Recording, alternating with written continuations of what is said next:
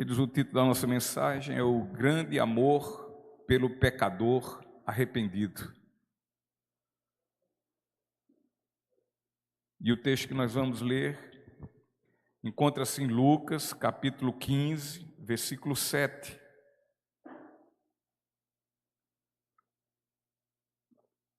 E esse texto diz: da mesma forma, há mais alegria no céu por causa do pecador perdido que se arrepende do que por 99 justos que não precisam se arrepender.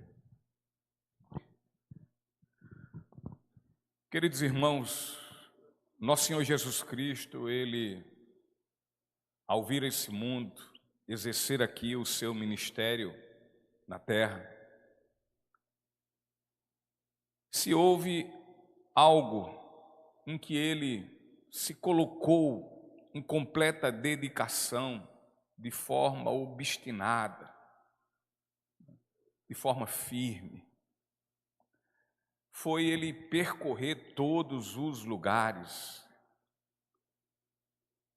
foi Ele caminhar por diversos caminhos, e isso com o objetivo de alcançar as almas perdidas. Não houve cansaço, não houve nada na vida de nosso Senhor Jesus Cristo, nenhuma luta, nenhuma dor, nenhuma afronta ou injustiça ou perseguição que o fez acovardar-se em ir fazer aquilo que de fato Ele veio fazer na terra quando deixou o seu trono.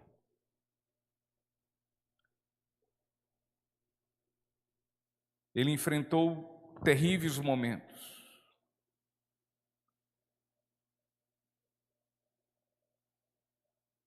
Para ir ao encontro dessas almas e sem distinção alguma, sem fazer diferença de A ou de B.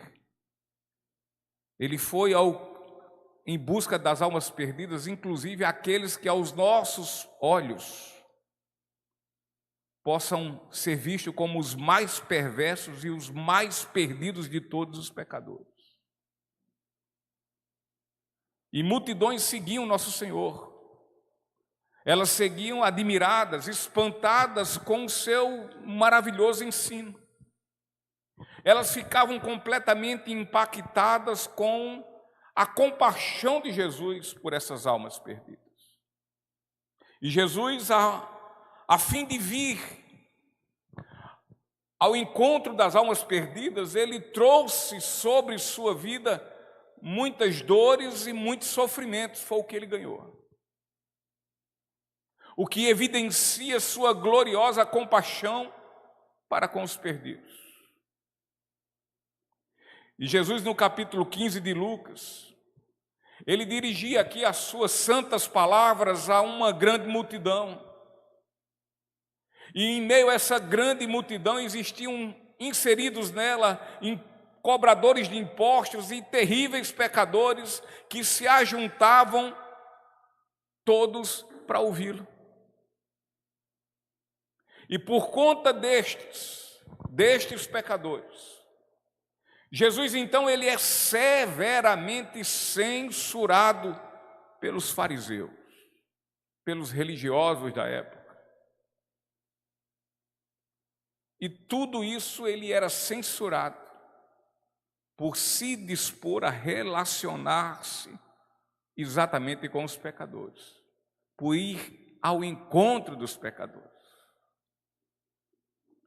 Para aqueles doutores da lei, aqueles escribas, aqueles fariseus, para eles era impossível conceber, ter algum entendimento que o que Jesus estava fazendo fosse simplesmente, meus irmãos, realizar a vontade de Deus. E que vontade era essa?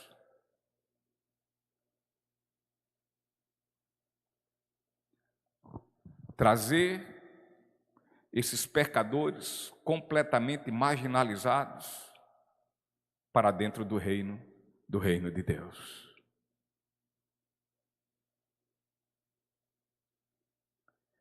Que nós possamos nessa noite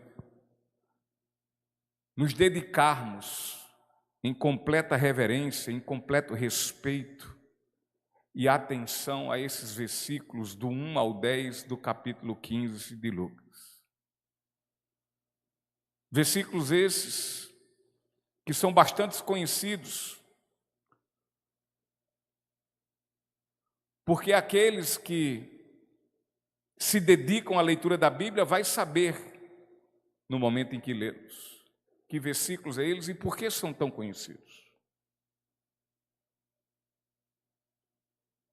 E tais versículos têm abençoado muitas almas. E que hoje, queridos, venhamos ser, então, nós, todos aqui que estamos, nós sejamos hoje a bola da vez, sejamos abençoados por essa palavra, por esses versículos. Que venhamos receber as bênçãos dessa mensagem. Assim, quem tem ouvidos, que possam ouvir nesta noite 3 gloriosas verdades que o Evangelho, segundo Lucas, tem hoje a comunicar aos nossos ouvidos, às nossas almas. Quem tem ouvido, ouça o que o Espírito tem a nos dizer. E a primeira verdade que nós vamos comentar é quanto às ofensas dos fariseus, ofensas essas que certificavam o primordial objetivo de Jesus vir ao mundo. Os versículos 1 e 2 diz que cobradores de impostos e outros pecadores vinham ouvir Jesus ensinar. Os fariseus e mestres da lei o criticavam dizendo: ele se reúne com pecadores e até come com eles. Então, queridos, o ministério do ensino de Jesus Cristo, no capítulo 14 de Lucas, no capítulo anterior, mostra-nos o que chamava a atenção dos cobradores de impostos e outros pecadores. E estes, em verdadeiro arrependimento, admitiam estarem errados e, portanto, nosso Senhor é quem estava certo.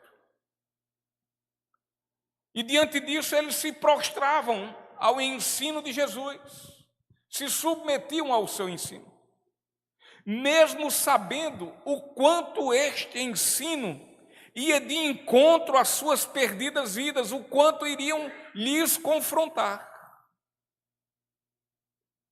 Portanto, nessa posição de humildade, nessa posição de prostração,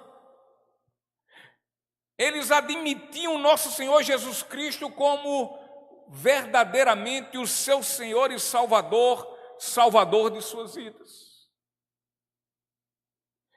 E os fariseus, ao verem esse ajuntamento de pessoas ao redor de nosso Senhor, eles começam a desdenhar, eles começam a ser indelicados com a pessoa de nosso Senhor. E então eles diziam: ele se reúne com pecadores e até come com eles. Ele se reúne com essa laia de gente podre. De fato, queridos, são palavras pronunciadas com surpresa e admiração, porque eles, ao falarem isso, eles estavam admirados pela posição de Jesus, com quem Jesus se assentava,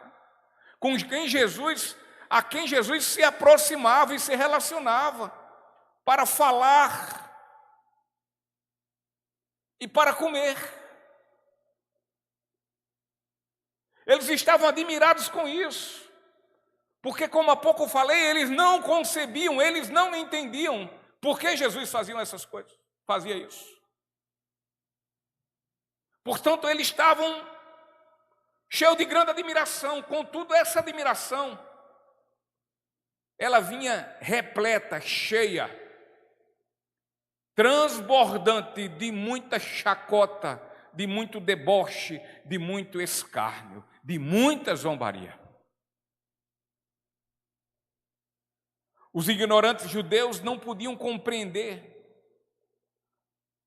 como é que alguém que dizia, que falava que vinha da parte de Deus, como alguém enviado como pregador de coisas espirituais e divinas, coisas do céu, podia se envolver com pessoas ímpias, com pessoas pecadoras. Eles não mostraram graça a esses leprosos sociais e morais. Eles não se sensibilizavam com suas vidas. Eles não sentiam compaixão nem misericórdia. Eles não estavam nem aí. Eles estavam como aquele levita e aquele sacerdote que via os pobres miseráveis caídos, necessitados da graça de Deus, de conhecer o Deus que eles diziam conhecer, e contudo eles passavam ao largo. Não queria nem saber. Eles não mostraram graça alguma, compaixão alguma, nem misericórdia. Sabe como é que eles ficaram? Eles ficaram foi ofendidos por Jesus se portar, se posicionar de forma compassiva com aquelas almas e pobres almas perdidas. No entanto, é exatamente esse tipo de povo que Jesus veio para encontrar. E eu espero que seja o entendimento de todos nós que nós somos esse povo, que Jesus veio ao encontro. Jesus chega até sentar na mesma mesa com eles, meus irmãos, e o faz para partilhar, para dividir o alimento. O que muitas vezes nós não queremos partilhar nada de nós com ninguém.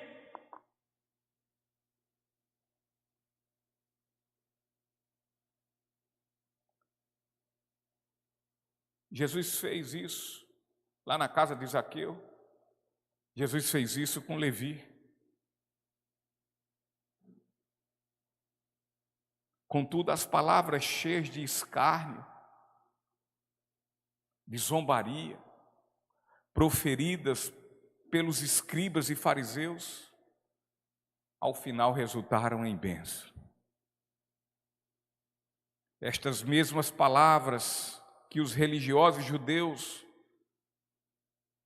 falavam, se utilizavam para ofender e reprovar nosso Senhor Jesus Cristo, Jesus, as utilizou para afirmar, para deixar claro, para descrever o seu verdadeiro ofício, o que ele veio fazer aqui neste mundo, quando deixou o seu trono.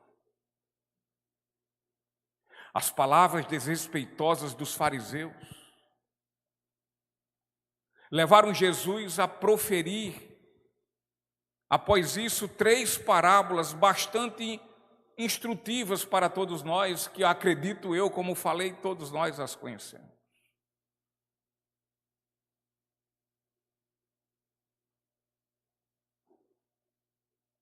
E Jesus fala essas 3 parábolas a fim de nos fazer sabedores do seu grande objetivo vindo ao mundo e enfrentando a sua cruz.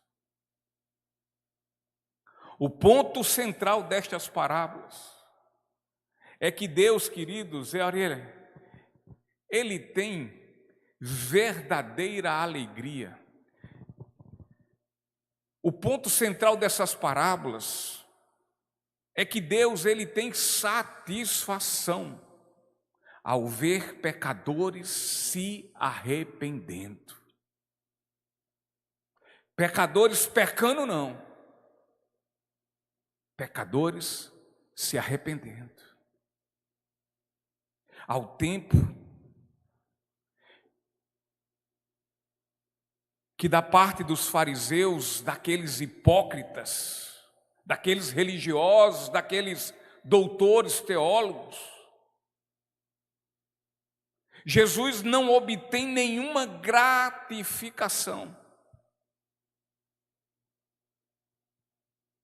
Porque estes tais, cheios de muito orgulho, de soberba, de presunção, de altivez, eles não admitiam quão perdidos eles eram, tanto quanto aqueles que eles enxotavam e que não tinham misericórdia nenhuma. Portanto, por mais que ouçam os ensinamentos, por mais que ouçam o Evangelho de nosso Senhor, eles não se rendem a Jesus. Entretanto, tornam-se cada vez mais indesculpáveis. Quanto mais um pecador ouve esse Evangelho e quanto mais ele vira as costas para Jesus, ele o rejeita, muito mais indesculpável ele se torna. Jesus disse sobre si, lá em Lucas capítulo 5, versículo 32, Jesus diz assim: não vim para chamar os justos, mas sim os pecadores, para que se arrependam.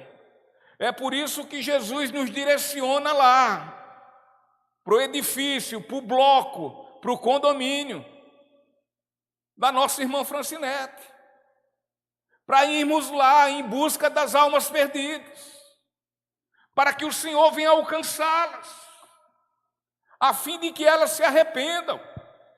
É por isso que o Senhor nos exorta e nos dá ordem que nós temos que ir às ruas, às vielas, aos becos e falar do seu grande amor, da sua oferta de sacrifício pela salvação de todo pecador que se arrependa.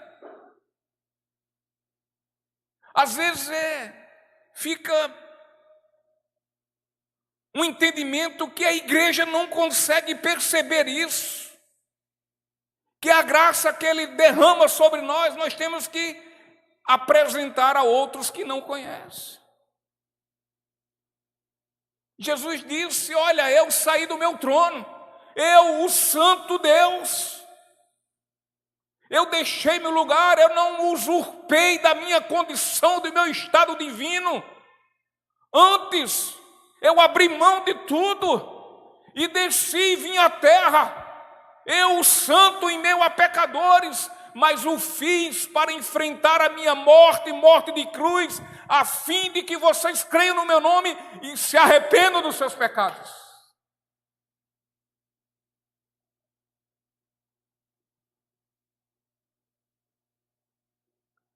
E aqueles que se arrependem dos seus pecados e confessam e se arrependem dos seus pecados e são salvos, Jesus diz assim: agora vocês vão e façam. Agora vocês estão todos comissionados, responsabilizados de apresentar a minha graça que lhes salvou a outros ainda que necessitam da salvação.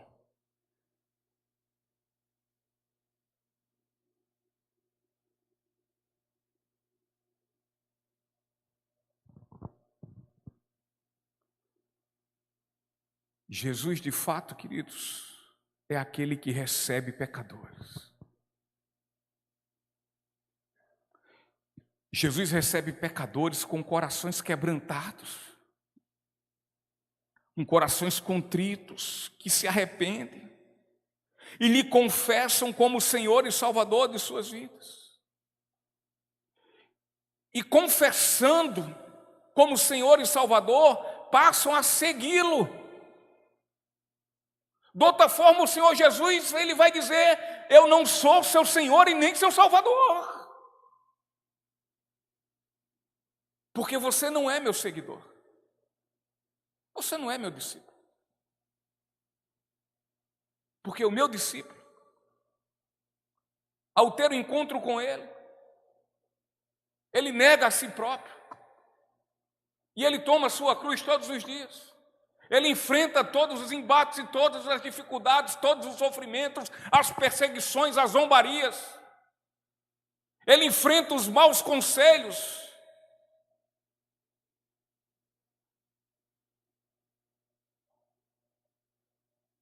E fazendo isso, ou seja, tomando sua cruz, passa a seguir nosso Senhor. Aí nosso Senhor diz: se é assim que você faz, então você é meu seguidor. Se é assim que você faz, então você é meu discípulo. Se é assim que você faz, é porque você é o resultado do meu amor. Porque o meu amor, quando experimentado por você, ele transforma.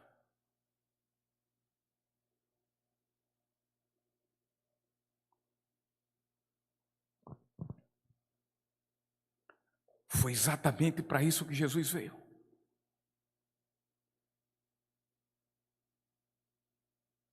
É tão bonito, né, Filipenses? Devia toda vez que nós ouvirmos Filipenses 2, do versículo 6 ao 8, nós deveríamos nos constranger com tão bondoso e extraordinário amor, representado pela sua atitude, pela sua ação. Nós devíamos nos constranger quando ouvimos as pessoas dizerem e recitar estes versículos, dizerem: ainda que ele sendo Deus, ele esvaziou-se de si mesmo, a fim de assumir a condição de servo, humilhando-se obedientemente até a morte, morte de cruz, e assim, fazendo isso, ir ao encontro de quem? Dos necessitados, dos sedentos, dos famintos de Deus, para que estes se arrependam e sejam perdoados e absolvidos dos seus pecados que lhe condenavam ao inferno.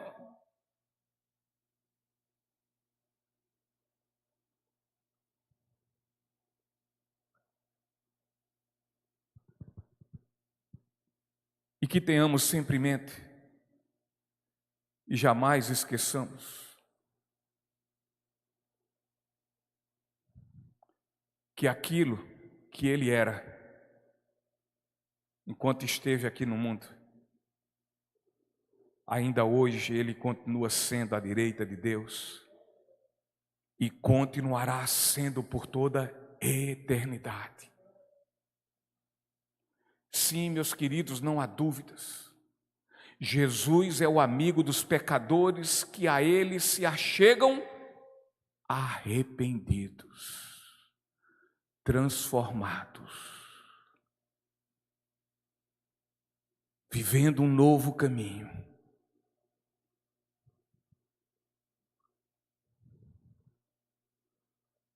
Se tal percepção é verdadeira na minha e na sua vida, nas nossas vidas, isso então vai nos tipificar, ou seja, isso vai nos qualificar como pessoas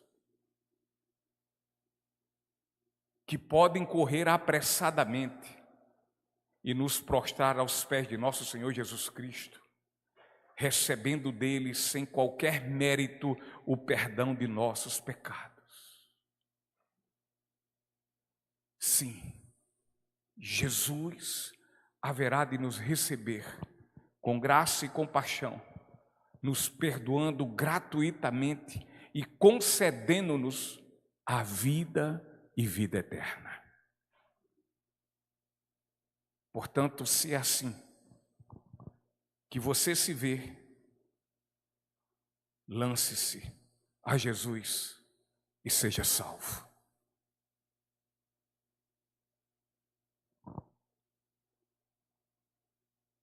A segunda verdade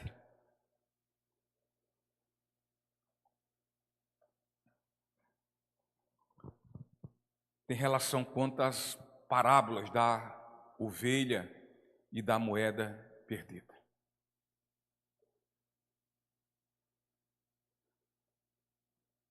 Que nessas parábolas deixam claro o amor de Jesus pelos pecadores. Agora, repara bem, pecadores que se arrependem. O versículo 3 ao 9 diz assim: Então Jesus lhes contou esta parábola. Se um homem tiver 100 ovelhas e uma delas se perder, o que acham que ele fará? Não deixará as outras 99 no pasto e buscará a perdida até encontrá-la? E quando a encontrar, ele a carregará alegremente nos ombros e levará para casa.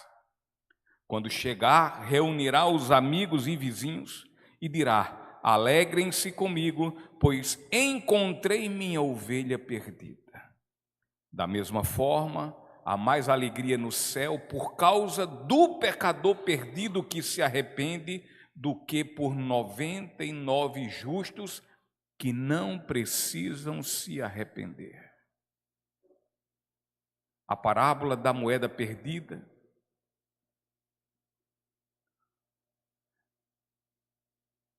diz o versículo 8, suponhamos que uma mulher tenha 10 moedas de prata e perca uma. Acaso não acenderá uma lâmpada, varrerá a casa inteira e procurará com cuidado até encontrá-la? E quando encontrar, reunirá as amigas e vizinhas e dirá: Alegrem-se comigo, pois encontrei a minha moeda perdida. Diante das palavras acusatórias de seus inimigos, nosso Senhor, em resposta, Ele vai contar essas duas e mais a parábola do filho pródigo. Primeiro contou a da ovelha perdida,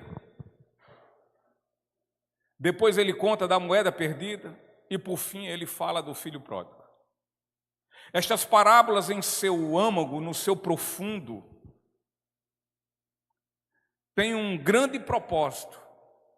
E o propósito é aclarar de forma categórica a mesma e única verdade quanto ao glorioso e gracioso amor de Cristo para salvar os perdidos pecadores.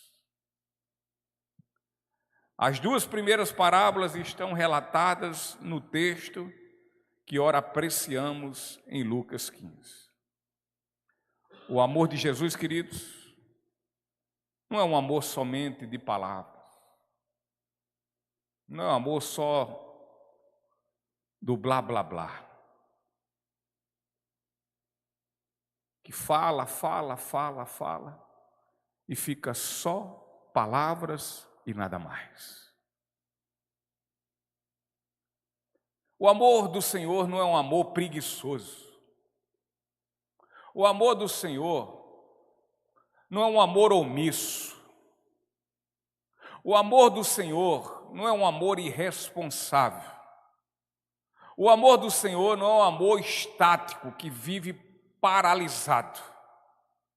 Antes, o amor do Senhor é um amor que entra em ação. Ele age. É um amor que ele se move.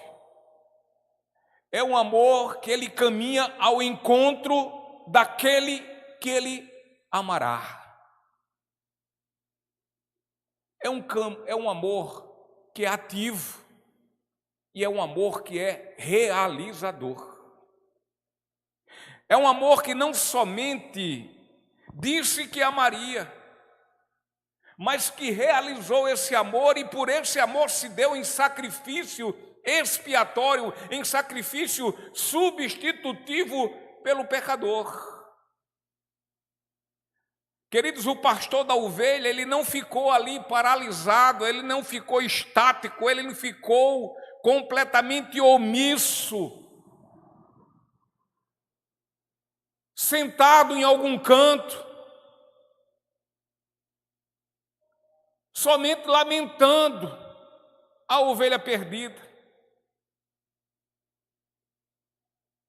Antes, aquele pastor, ele levantou-se e colocou-se à procura, a fim de encontrar a sua ovelha perdida, quem ele tanto amava.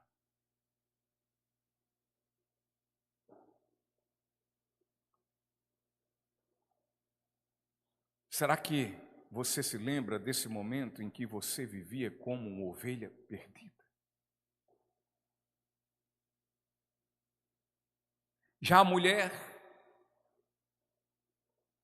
de forma alguma, ela ficou também ali parada, sem fazer nada, imóvel.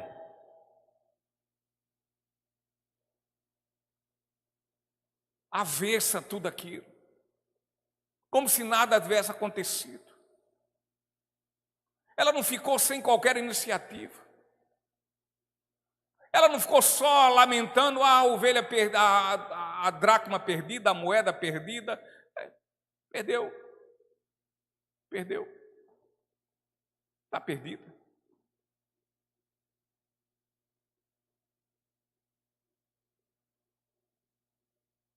Ela não ficou num canto chorando e lamentando, batendo no peito. Pelo contrário, ela age, ela vai, acende sua lamparina, sua lâmpada, e ela passa a varrer a casa inteira de uma forma obstinada, ou seja, enquanto não achá-la, eu não paro, eu não desisto, eu vou perseverar.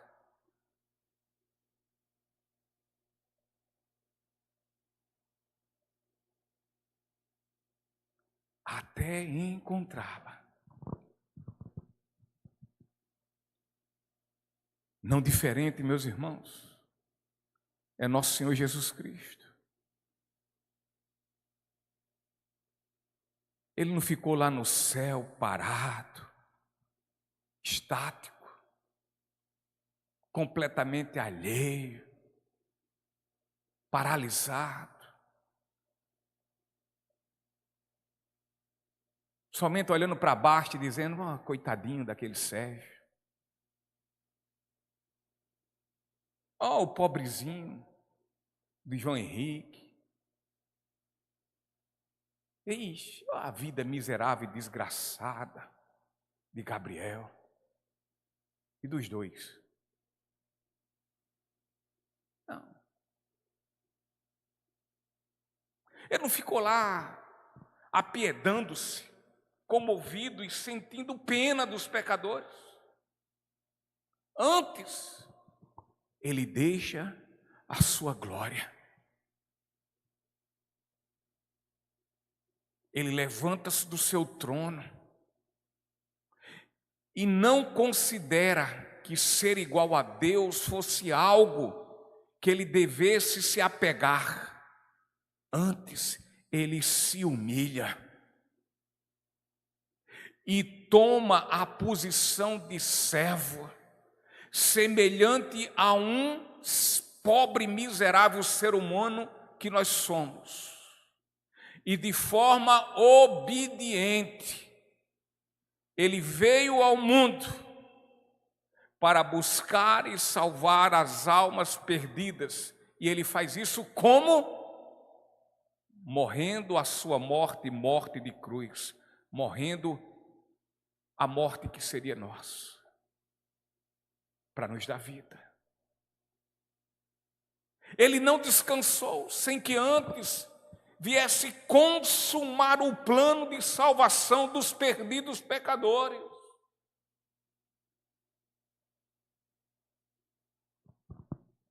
Assim, as almas perdidas que em seu nome confiaram,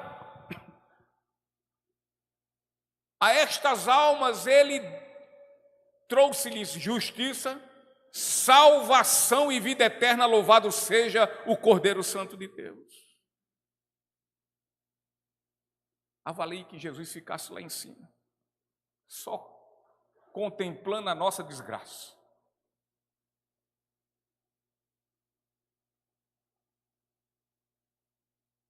E não tivesse vindo,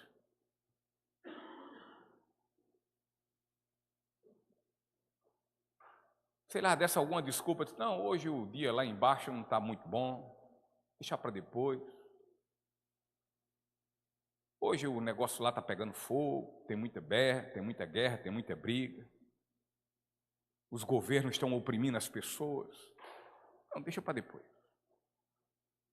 Não, eu tenho outras coisas mais importantes para fazer aqui em cima. Ah, não, eu tenho hoje um almoço com meu anjo, vou sentar com ele aqui. Me perdoe, não me tire essas minhas ideias aqui, imaginárias, como algo de um herege. Mas avalie que fosse assim. Como às vezes nós damos as desculpas nossas, para não irmos ao encontro das almas perdidas que o Senhor disse que nós fôssemos.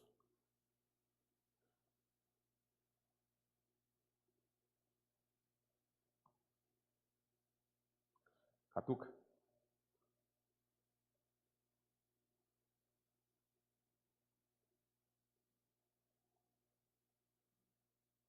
Avalie que ele fizesse isso. Que grande inferno estava nos esperando.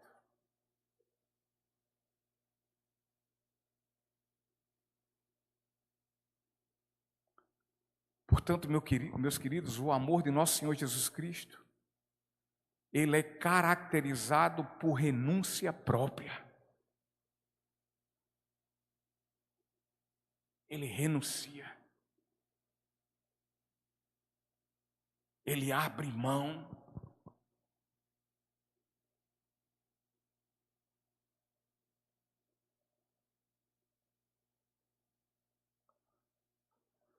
O versículo 5 diz assim: e quando a encontrar, ele a carregará alegremente nos ombros e a levará para casa. O pastor, quando encontrou a ovelha, coloca-o em seus ombros e então leva de volta para o lar, ao invés de deixá-la perdida lá no deserto. A mulher, de forma cuidadosa, de forma zelosa, ela acende uma lâmpada e então sai varrendo sua casa por completo, suando, se desgastando, cansando, a fim de poder procurar sua moeda perdida sem se deixar abater, exatamente pelo seu suor, pelo seu cansaço, pelas suas dores, ou qualquer que seja outra coisa.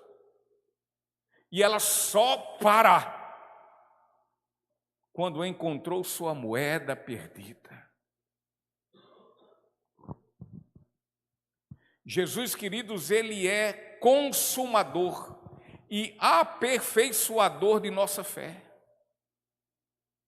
Ele começou a corrida por um caminho tenso, cansativo e doloroso, e ele foi até o fim. Ele foi e consumou o plano de salvação sobre a vida do pecador que verdadeiramente se arrepende, verdadeiramente se arrepende. A sua corrida teve o seguinte trajeto, queridos.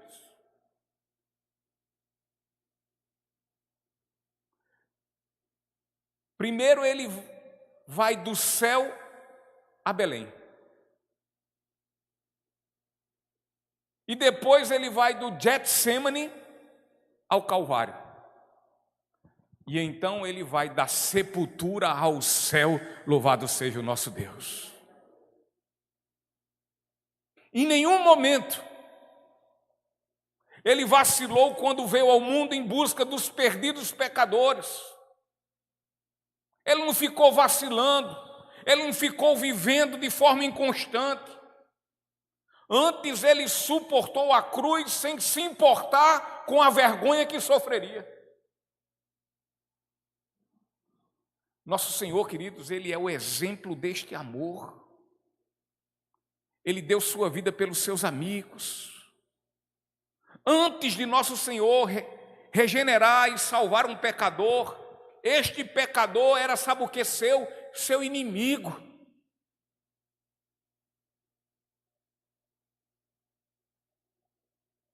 E esse só passa a ser seu amigo após ser salvo. Sendo assim, podemos dizer que Jesus morreu pelos seus amigos, tanto como pelos seus inimigos. Porque quando ele morre pelo seu inimigo, o seu inimigo é transformado em seu amigo. Nosso Senhor se alegra em salvar pecadores que em seu nome confiam.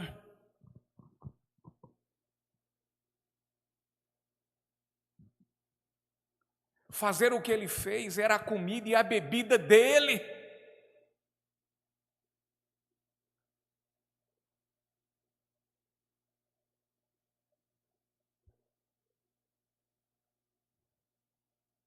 Ele disse isso: a minha comida e a minha bebida é fazer a vontade do meu Pai. Você passa quantos dias sem beber e sem comer? Talvez você não passe, não fique nem sem um almoço. Mas a ênfase aqui que o Senhor quer nos dar é que a necessidade de comer e beber é tão intensa em nossas vidas, porque se não comermos e nem bebermos, nós morreremos. Mas Ele diz, olha, o mais importante na minha vida não é nem comer e beber, o mais importante na minha vida é fazer a vontade do meu Pai. E muitas vezes, porque estamos com a fominha, com uma sedinha, nós não vamos fazer a vontade do Pai.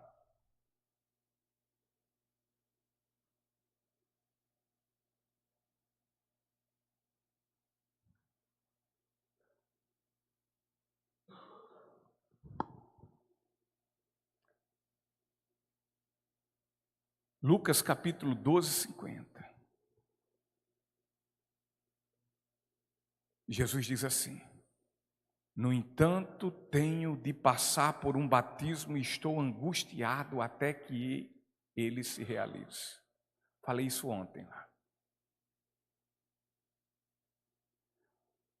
Ainda hoje, Jesus tem essa mesma vontade de exercer misericórdia e graça sobre as vidas dos pecadores. Ele estava ansioso para que isso acontecesse. Não tem quando nós estamos ansiosos para que algo aconteça na nossa vida. Eu vou assumir amanhã o meu emprego federal. Amanhã eu vou fazer minha matrícula na universidade. Está chegando o dia, eu estou ansioso por esse dia. Amanhã é meu aniversário, eu estou ansioso por esse dia porque eu vou ganhar meu presente, porque eu vou me reunir com meus amigos. Eu estou ansioso por esse dia porque está chegando o dia de receber o meu salário.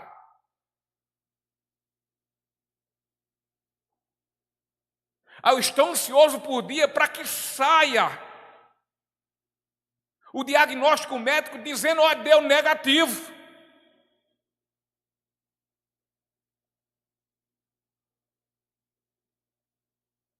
Jesus estava ansioso e desejoso para que chegasse o dia em que ele morreria por mim e por você, crente.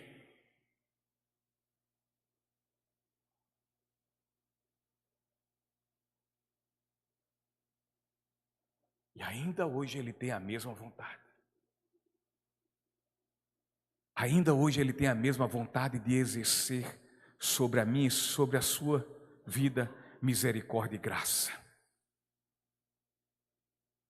Sobre as nossas vidas, miseráveis pecadores, cínicos pecadores.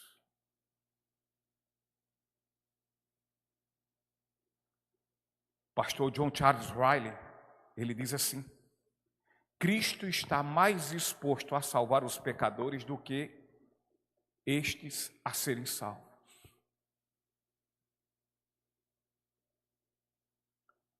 Como deveríamos buscar termos mais e mais o entendimento do amor de Cristo por nós, meus irmãos. Estamos estudando, temos discipulado, temos aqui pregações expositivas, devíamos nos aprimorar mais nisso, em olhar mais pelo seu grande amor com o qual nos amou. Estamos olhando para a Bíblia e dizendo ela é inerrante, ela é verdadeira, e ela está dizendo o quanto, dentro da sua verdade, o quanto Ele nos amou.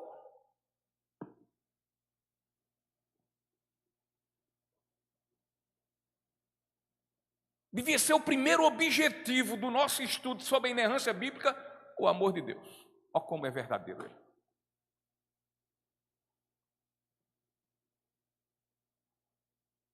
Olha o quanto é verdadeiro a forma como Ele me amou, quando Ele se deu por mim, como Ele desejou me amar na cruz, sofrendo os meus sofrimentos, sentindo as minhas dores.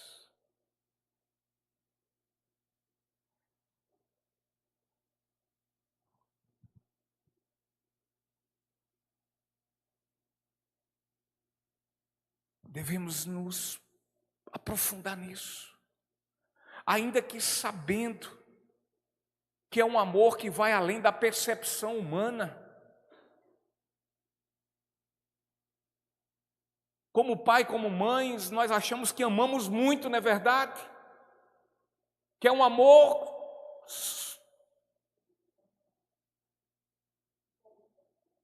será que é?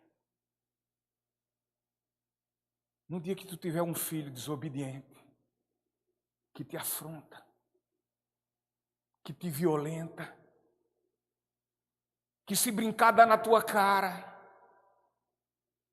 que cospe a tua face, você o amaria incondicionalmente, pai ou mãe? Eu acredito que não, mas Jesus amou. Nós cuspimos a cara dele, nós violentamos a sua santidade. E ele assim disse: estou apressado, estou desejoso, estou ansioso que eu vá à cruz morrer por esses que eu amo, ainda que eles não mereçam. Aí não teve condição nenhuma, é incondicional. O amor de mãe é grande, o amor de pai é grande, mas ele tem limite para amar.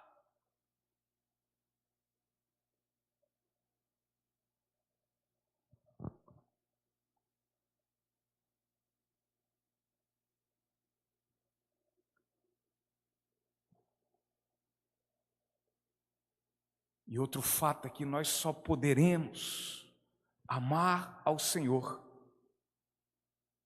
se antes Ele nos amar, se antes nós experimentarmos do amor dEle, porque se não for assim, nem eu, nem você, nem ninguém quer amá-lo.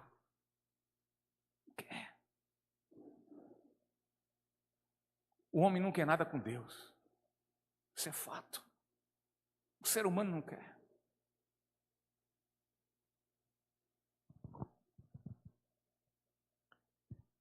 E é nesse amor, é no amor do Senhor que eu, que você, que nós precisamos confiar e descansar. É nele.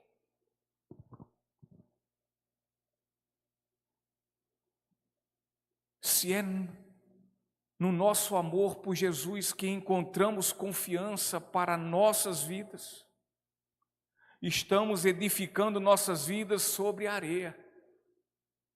Daqui a pouco acaba.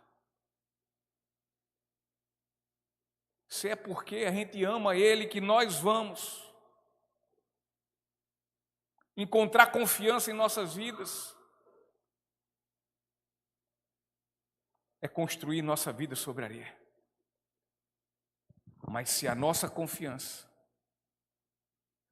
está no amor de nosso Senhor, por nós, no amor dele por nós, aí significa que as nossas vidas estão sendo edificadas sobre uma rocha inabalável, que jamais será destruída, mas durará por toda a eternidade. Terceira e última verdade: o verdadeiro arrependimento é quem faz toda a diferença.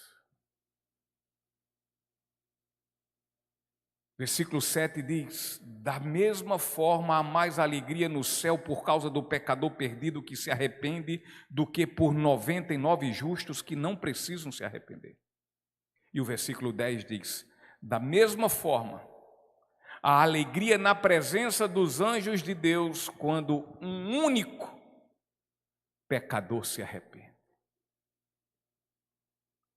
Diante destes dois versículos, enxergamos aqui, queridos, algo maravilhoso e sublime, que é enfatizado por duas vezes nesta parte do Evangelho que estamos a apreciar. Portanto, aqui tiramos quaisquer dúvidas quanto à gloriosa relevância que há numa vida, quando esta vida se rende diante de Cristo em verdadeiro e puro arrependimento. Repito, verdadeiro e puro arrependimento.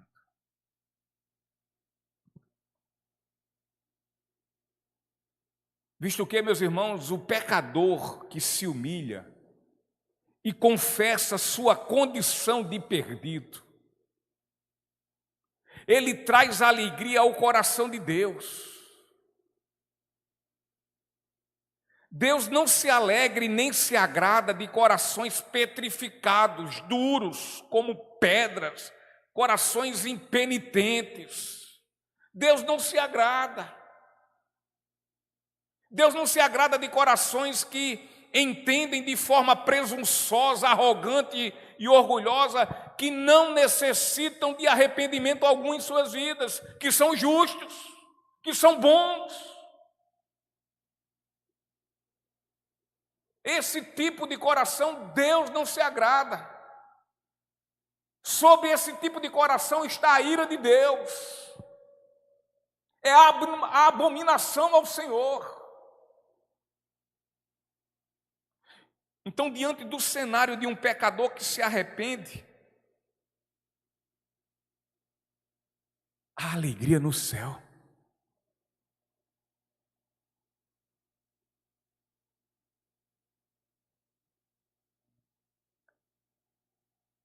A alegria no céu, meus irmãos, ela é intensificada dado o arrependimento de almas perdidas que se arrependem.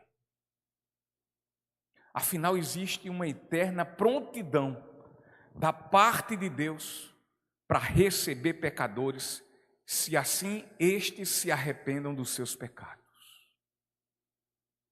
Um indivíduo, por mais pecador que possa ter sido no passado, mas terrível, mas que no dia de sua conversão, mediante um arrependimento puro e sincero, por meio da fé em nosso Senhor Jesus Cristo, se achega a Deus, nosso Senhor, e então se mostra imensamente satisfeito e em pura alegria.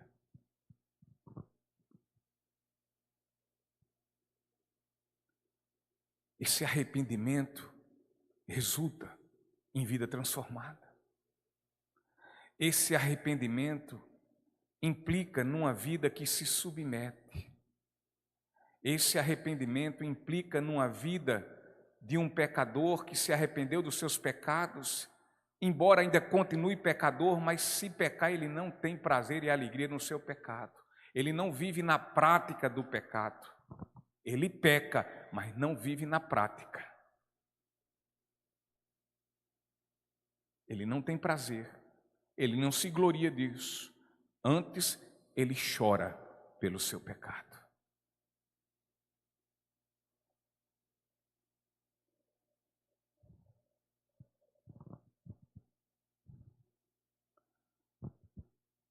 Sábado de tarde, a gente vê coisas assim quando Deus transforma as pessoas. Eu falei em pecador ímpio, daqueles terríveis, né? Que a gente diz, poxa, o cara é o próprio Satanás. Vinha eu, Davi e Zani, lá no centro da cidade. Aparecia mais aqueles vídeos lá que tem acho que é no Facebook. E o caba vem, pega na mão do caba, não tem assim? O caba dá um de... Só que é o contrário, ele não pegou na minha mão, ele veio e me deu um beijo aqui, atrás. E eu dei aquele pulo. Quando eu vi, não deu para identificar logo primeiro, que eu vi assim. Pareceu aquele negócio, certinho. Aí quando eu olhei, eita, agora deu um branco no nome do irmão. Eu já assisti algumas ministrações dele, eu o conheci ainda quando eu pregava no presídio do Roger, no começo da minha carreira aqui artística, de crente. Quando eu passei 3 anos pregando no presídio do Roger. Então ele me dá um beijo aqui. Aí me abraça. O cara que foi ladrão, assaltante de banco, traficante. Matou muita gente. Deus o resgatou. O amor do Senhor foi ao seu encontro. Ele tornou-se uma nova criatura. As velhas coisas do mundo ficaram para trás. Eis que tudo se fez novo. O amor de Deus faz isso, meus irmãos. Ele transforma. O Wendel sabe quem é?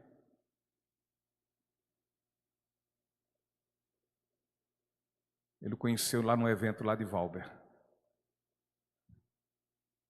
No fim do evento. Acho que ele está lembrado, não? O amor transforma. O amor de Deus, quando é derramado sobre uma vida, muda essa vida. Aquele que antes andava com uma pistola ou um fuzil na mão, agora anda com a espada. Aquele que antes agredia as pessoas com socos e murros e pontapés, agora dá beijo.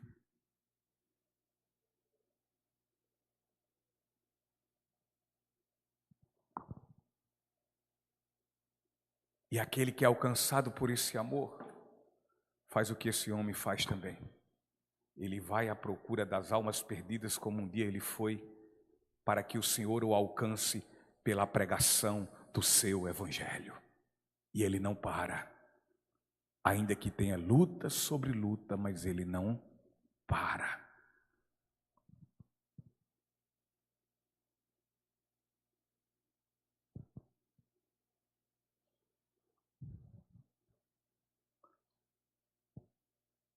O prazer e a alegria do Senhor não está na morte do ímpio pecador, mas sim que ele verdadeiramente se arrependa de seus pecados e seja salvo. 1 João capítulo 1, versículo 9 diz: mas se confessamos nossos pecados, Ele é fiel e justo para perdoar nossos pecados e nos purificar de toda injustiça. A verdadeira confissão implica no abandono dos pecados, e isto só ocorre mediante arrependimento, verdadeiro arrependimento. Pois todos que confessam e deixam seus pecados, segundo as Escrituras Sagradas, ele diz, encontrarão misericórdia. Se nos apresentamos em verdadeiro arrependimento diante de Deus, podemos tomar posse da promessa de nosso Senhor, pois Ele é fiel e justo para perdoar nossos pecados e nos purificar de toda injustiça. Deus é fiel no sentido de que prometeu perdoar e cumprirá sua promessa. E Deus é justo para nos perdoar, visto que encontrou base justa para o perdão na obra vicária e substitutiva de nosso Senhor Jesus Cristo lá na cruz. Foi lá e ele encontrou base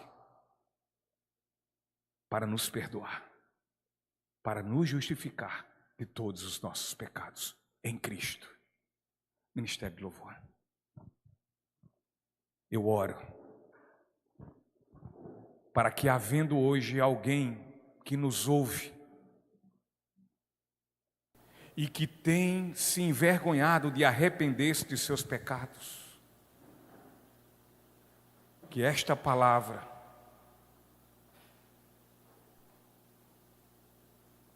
tenha confrontado e convencido a sua alma a lançar fora toda essa vergonha de se arrepender, de reconhecer que é um pobre, miserável pecador e carente da graça de Deus. E fazendo isso, venha se lançar aos pés de nosso Senhor Jesus Cristo.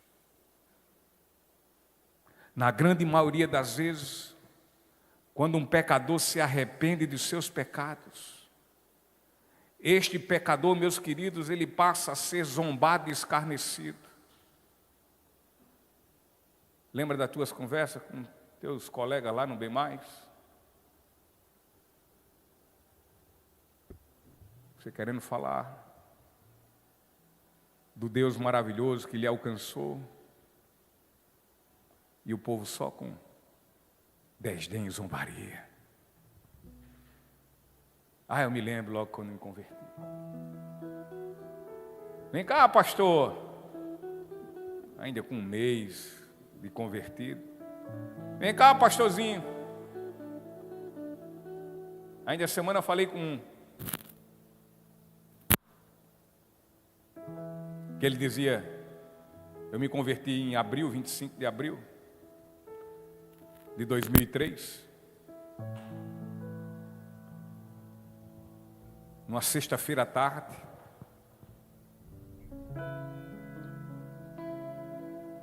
Aí ele disse, não dura até os primeiros São João.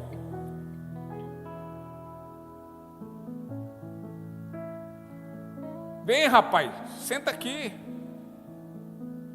Bora, rapaz, toma uma, não faz nada demais não.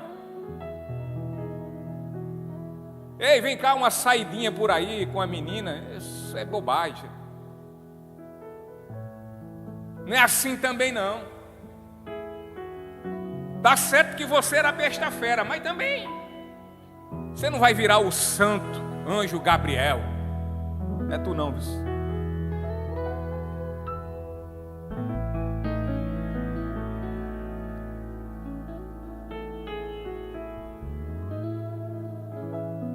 Passa por desdém, por zombaria.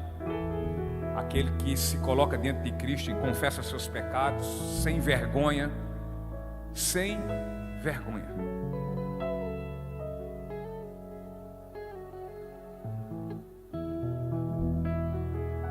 Mas esse mesmo meu concunhado que disse que eu não chegava até junho, 23 de junho, primeiro São João de 2003, nunca mais perguntei não, mas há uns 2 anos atrás eu perguntei, e aí? Para você não tem mais jeito não. Você agora é de Jesus, louvado seja o nome do Senhor. Louvado seja o nome dele, porque foi ele, não foi Sérgio. Louvado seja o nome do Senhor, porque não foi o Wendel, foi Jesus.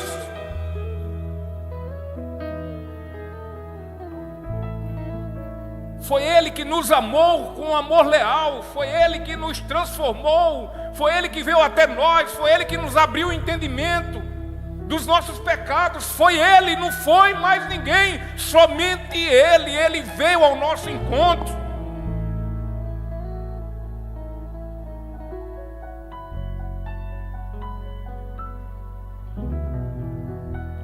E disse, vem cá meu amadinho, eu te amo. Eu derramarei sobre você o meu Santo Espírito. Ele vai habitar no seu corpo, que outrora era um corpo de morte. Os seus pecados de ontem, de hoje e os de amanhã serão todos perdoados, justificados, porque eu te amei. E mediante a compreensão do meu amor na sua vida, você se arrepende. E se arrependendo, você agora é meu. E eu sou seu. O Deus Todo-Poderoso, Ele diz: eu sou seu. Que graça, que amor, que misericórdia. Eu sou seu. E tu és meu. E jamais em tempo algum te lançarei fora.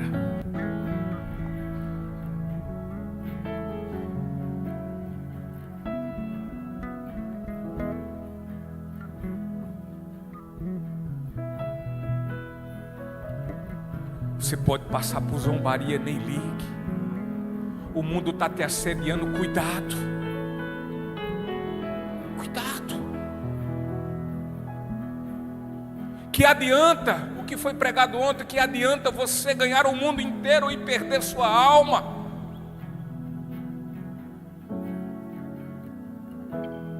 Você agora é do Senhor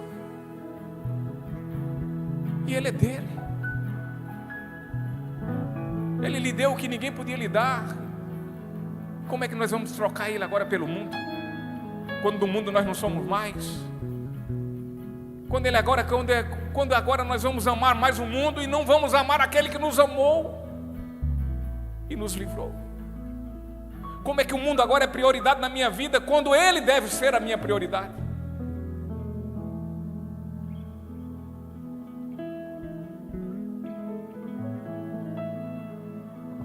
Ainda que o mundo não lhe entenda, ainda que o mundo despreze a sua fé, querido pecador, irmão pecador arrependido, ainda que as pessoas zombem e se ridicularizem da sua fé,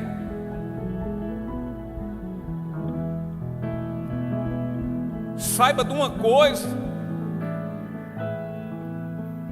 que enquanto tudo isso estiver acontecendo,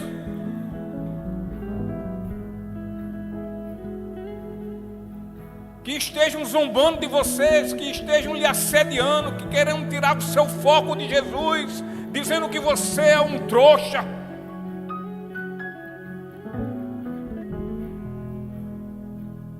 Saiba que enquanto essas coisas estiverem acontecendo, por conta da tua alma perdida que foi achada pelo amor de Deus, lá no céu, anjos estão se alegrando por tua alma que foi achada. A alegria no céu.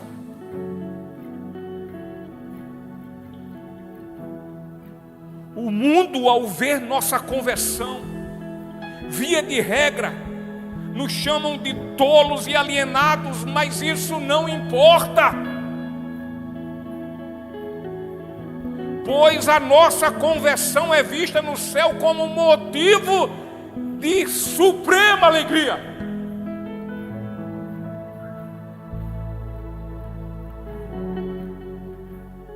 Talvez pessoas queridas ao seu redor, filho, pai, mãe, esposa, esposo, que muito te amam, talvez lhe achem que você é um alienado ou uma alienada, mas não se importe com isso, ore por eles.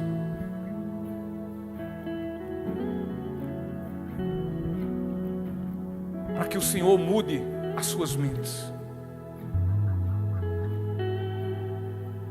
Não se importe com isso.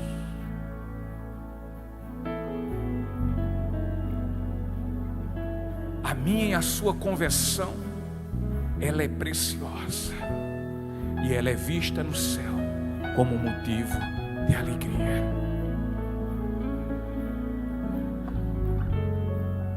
Sirva ao seu Senhor.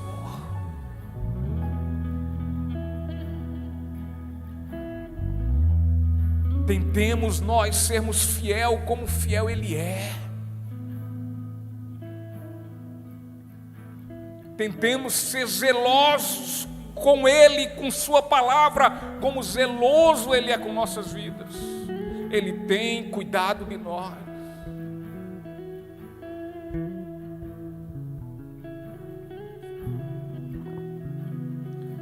Eu espero que em Deus, que hoje, nessa noite, seja o dia de muitos arrependimentos na minha e na sua vida, a fim de que tudo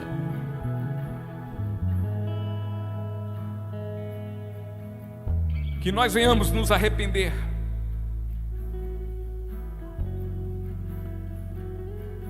venha cada vez mais encher nossos corações na certeza do amor maravilhoso pelo qual nós somos amados, e experimentemos desfrutar desse amor transformador a cada dia. Porque uma vez que conhecemos o amor de Cristo, este amor nos transforma e nos faz novas criaturas para a glória de Deus. Amém? Vamos nos pôr em pé e vamos louvar ao Senhor nosso Pai.